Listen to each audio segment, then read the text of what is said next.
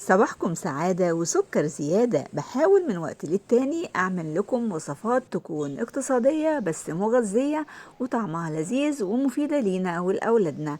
النهاردة هنعمل مع بعض وصفة لذيذة جدا بتتاكل سخنة أو باردة. في كل الحالات هي طعمها حلو قوي ومش مكلفة، وفي نفس الوقت حاجة كده مغذية لأولادنا. وظهرت الرؤية وعرفتوا بطل الوصفة بتاع النهاردة وهو البطاطا. زي ما انتوا شايفين كده جبت كمية محترمة من البطاطا، غسلتها تحت الحنفية كويس قوي، شلت الزوايد بقى من أتربة وطينة والحاجات اللي انتوا عارفينها دي، نضفتها كويس قوي وبعدين حطيتها في شوية مية. وهبتدي بقى اخد حوالي 2 كيلو لوصفة النهاردة، وهشيل كيلو على جنب للوصفة التانية. زي ما انتوا شايفين كده ببتدي بقى اخد البطاطا اللي هي حجمها كبير كده ومقلبظة كده، وهبتدي اقشرها واقطعها، وهتشوفوا معايا كملوا الفيديو لاخره. الفيديو حلو قوي والوصفة ممتعة وطعمها لذيذ جدا. بقشر البطاطا وبقطعها كده لطرنشات زي ما انتم شايفين. عايزه اقول لكم ان البطاطا بنعملها زي البطاطس بالظبط، يعني المفروض ان هي تتقشر الاول على حالتها بطينتها بكل الحاجات اللي بتبقى فيها دي، وبعد كده بنغسلها ونقطعها. بس انا عملت العكس عشان يبقى منظر البطاطا كويس قدام الكاميرا. بعد ما غسلت البطاطا هشطفها شطفة اخيرة وهحطها في الحلة اللي انتوا شايفينها دي، وهنزل عليها بكوباية من المية وكمان كوباية من اللبن اللي هو الحليب السائل، ومعلقتين 3 كده من السكر، ونرفعهم بقى على النار زي ما انتوا شايفين كده. انا عايزة البطاطا بتاعتي تستوي لحد ما يبين لها صاحب، يعني تستوي لحد ما تشرب السوائل اللي فيها.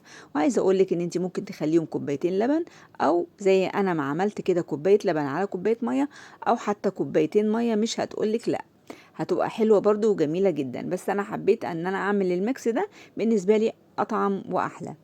وتعالوا نعمل الخطوة اللي بعد كده، وهي معايا هنا 3 كوبايات من الحليب اللبن السائل يعني، وهنزل عليهم بمعلقتين هرميين من الدقيق، وكمان 3 معالق من النشا. تمام كده، ومعلقتين من السكر، وممكن تخليها معلقة واحدة بس. تمام كده، على حسب انتي ما بتحبي سكرك طبعا زيادة او اقل، ده في ايدك انتي. هنقلب الكلام ده كله على البارد الاول، تقليبه كويسه قوي لحد ما احس ان الدقيق والنشا مفيش اي تكتلات وكلهم دابوا في قلب الحليب.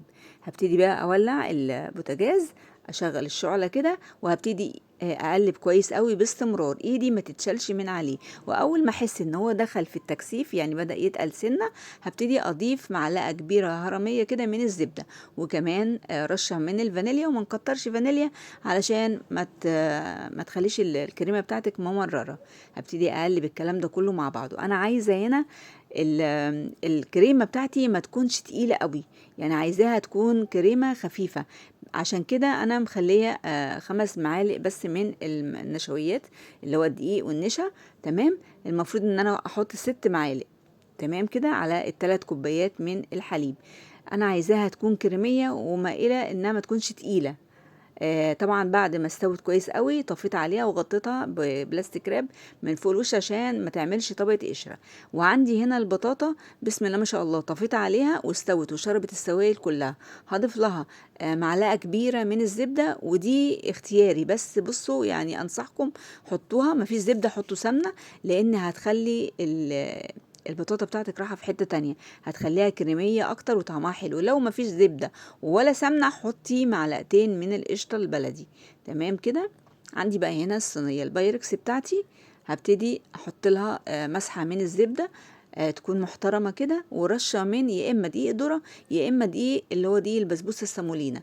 مفيش لا ده ولا ده، حطي رشة من الدقيق العادي. بس دقيق السمولينا اللي هو دقيق البسبوسة ودقيق الذرة بيعملوا طبقة كرافست كده، طبقة مقرمشة كده من تحت البطاطا ومن الجوانب، بتبقى طعمها حلو قوي، بتخليها مختلفة عن لو حطيتي دقيق عادي.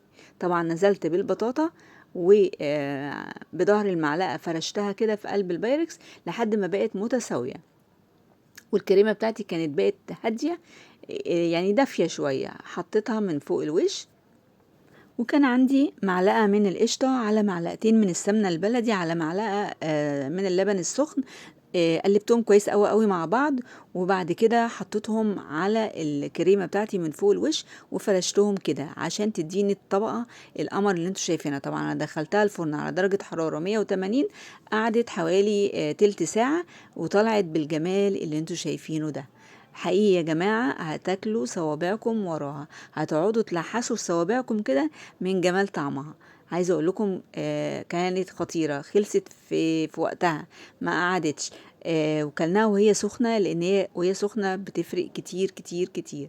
او حتى تاكليها وهي دافيه. حلوه قوي يا جماعه، حلوه قوي في فصل الشتاء. الشتاء داخل علينا، جربوها، الحاجات دي بتبقى لذيذه جدا جدا كده. الدنيا تبقى ساقعه ومتدفيه كده، واكله حاجه دافيه او سخنه بالكريمه اللذيذه دي، وريحه السمنه البلدي اللي احنا حاطينها فوق الوش مع القشطه، عامله طعم بريحه فوق الخيال، بجد بجد خطيره. الزبده اللي حطيناها مع البطاطا وضربناها كويس قوي بالهاند بلندر، مخليه البطاطا خفيفه قوي ولذيذه. يعني انتي هتقولي دي كريمه مش بطاطا من جمالها. كنت معاكم عزة سعيد من مطبخ وصفه، اتمنى الفيديو يعجبكم.